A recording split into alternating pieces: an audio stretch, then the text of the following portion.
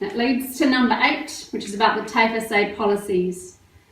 Can't go into it here, but there seems that there are so many policies and procedures to review.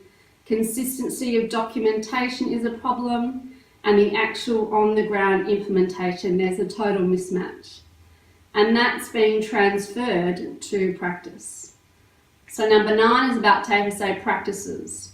Assessment, design, learning, teaching, recognition of prior learning, work placements and workplace visits, plus those tacit unwritten rules about what is okay, needs a real back to basic approach and more of the executive team with vet experiences. And those policies and procedures then impact on number 10, which is about TAFE SA products.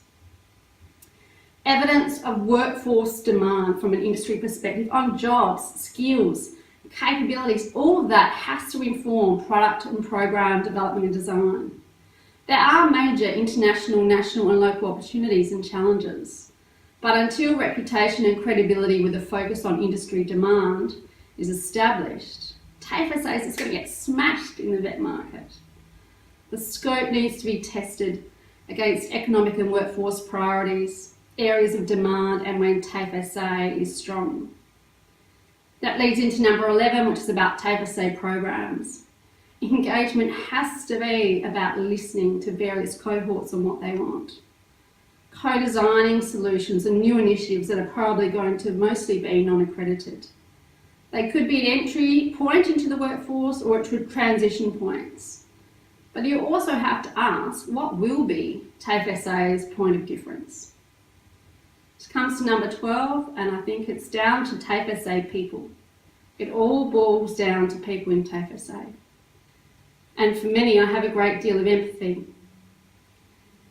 Internal capability on quality assurance needs to leap up to another level.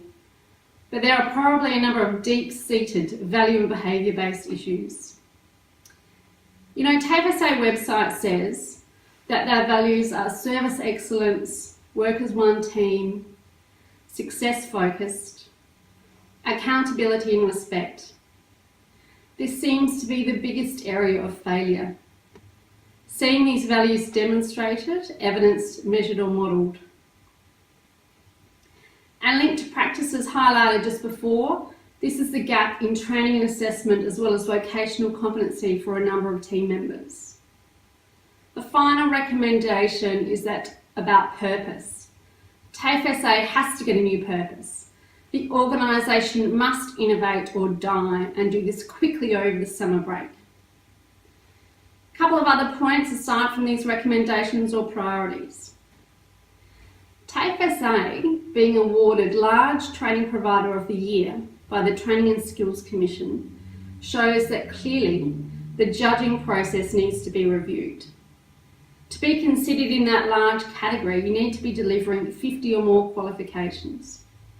According to the MySkills website, there are 8 providers in South Australia with 50 or more courses on offer.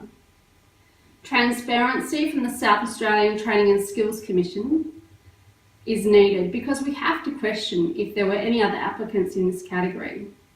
This would either confirm or squash the view from some that this has been a one-horse race for a while now. And on ASPA, they definitely should audit a far broader range of courses across the 1,300 plus on scope. Noting also that MySkills says that there are 662 courses. For the students identified being impacted by the TAFE SA problems, the only way to put this right is for the whole vet sector to help out. This could be where private registered training organisations in South Australia that have a scope match undertake a skills stocktake and assessment for those students, evaluate the gaps and help to bridge them. For some qualification areas, they may need to be matched with providers interstate. The whole process will need to be stepped out by people who understand vet teaching, learning, assessment, RPL and training packages, who know it intimately. And there would be many efficiencies in running skills stocktake assessment centres around the state. Responses by TAFE SA and others to ask for findings and further audits will require honesty and transparency. Things will most likely get worse here before they get better. The community is so disappointed by the revelations to date.